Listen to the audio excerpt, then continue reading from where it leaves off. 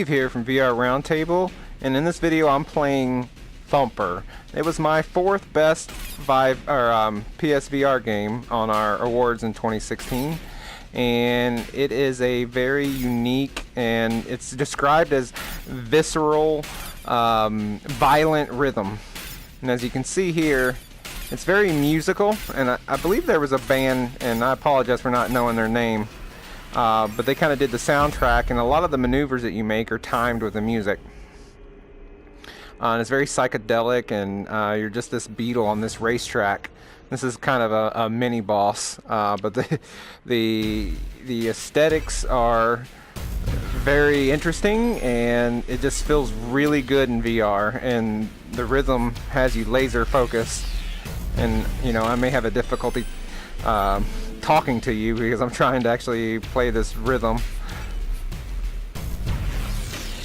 This game is I believe $20, and you know, I think it's well worth it without question. The experience in VR can't really be described, and there's no other title like it. And it's actually out on the Vive now. It originally came out on the PSVR, but it's available on the Vive, and so more people have a chance to get it. I guess everyone on Oculus can have it as well. This is very kind of this part isn't too challenging. I'm playing on level 4, but I'm actually on level 6. I decided I hadn't actually played in a while, so I wanted a little bit of a warm-up, and then decided to do this video here for you guys. For some reason I'm able to talk and do seemingly well. This section's kind of timed with the rhythm of the song. Alright. Give me an S rank. Able to talk to you guys and get an S rank. I will take it. Each kind of little section of the level that you go through, they rate you A through, I'm not sure what the lowest rating is, but then in the old kind of Capcom vein, an S rating is kind of better than an A, and it's the best that you can get. Another S rank. So you want to take these turns kind of at the last minute to get the most score and stay in the rhythm there. Oop, I missed something. Starting to miss things. I shouldn't have been bragging about getting the S ranks. So this kind of racetrack that you're on, it bends all sorts of ways. But you stay focused on the objects and the things that you're doing, that sometimes you don't even notice all the bends, which may seem kind of hard to relate to because they seem so obvious probably when you're watching the video. But I pretty much only keep my eyes focused in one spot that's a little up way on the track. And these go on. I'm on level 4-8. This might go on to like level 4-21 or something to that effect.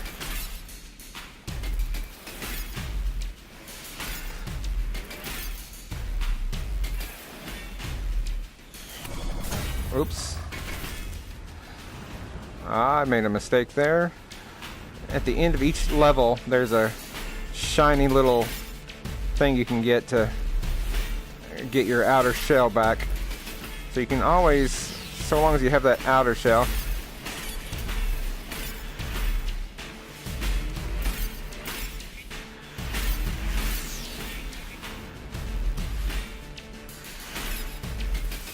you get the outer shell. If I make it, I can withstand 2 hits. And there's that one there, and kind of saw the outer shell clamp back on. I only did B rank that time, not doing so good. I missed a lot of the upper ones. So you hit the X button to do any of these turn maneuvers or these little white spots that are on the road. But then you gotta hold X through these. Oops, see? Talking again. You gotta hold X through the little those things there, and I wasn't holding X through that. And you hold X through that, and then the ones that are up high, you got to hold up after you've hit X. So it gets a little chaotic and difficult to coordinate, because it comes at you really fast.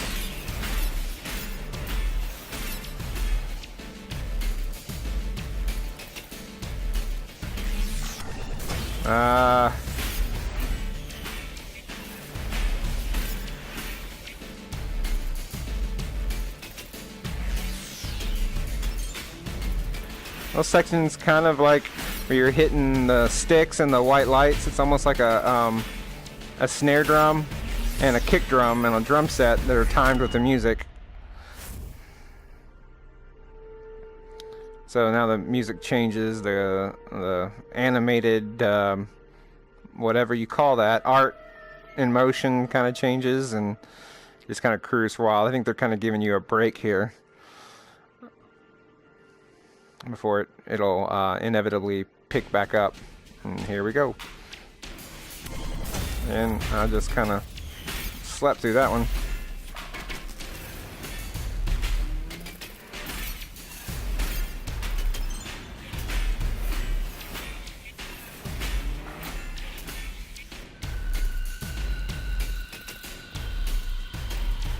There's some of that snare pattern.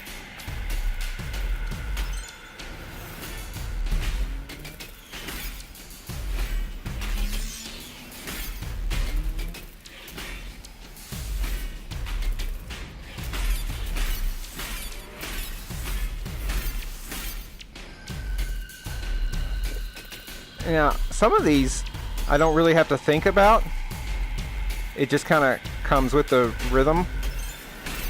Now, in full disclosure, I did play drums for many years, and I kind of fiddle with the guitar a little bit, so maybe the rhythm comes a little better for me. But you know, I'm not sure. Oh, that's an interesting graphic. It's kind of like this eel snake thing made out of slinkies. Yeah, these things come on the track, if I remember correctly. So these kind of boss, you see that last shiny one? Not that one, but the one before. That's kind of how you hit them. And you won't get the shiny bit unless you played this small little section perfect, which I am not doing.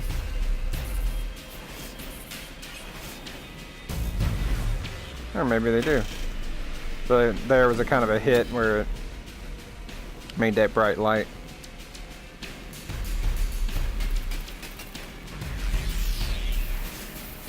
And dodge these little eels. Boom. Gotcha. Got my outer shell back.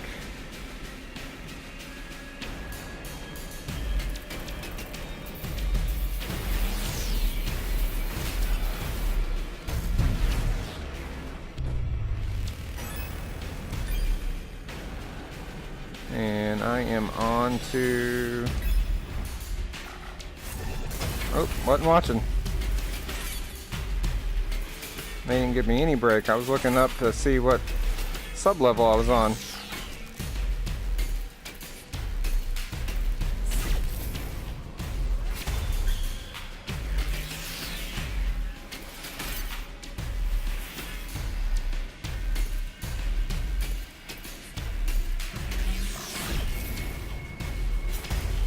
You jump over those, and then you gotta time it and come back down on the mark, because on the other side of the spike you hit.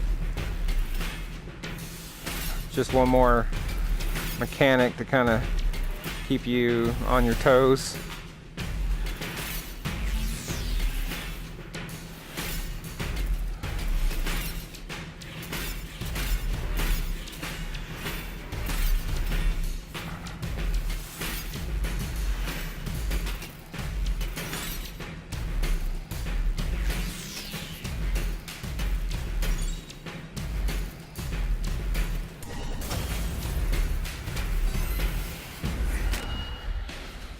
Alright, and I wasn't watching here, 4:14.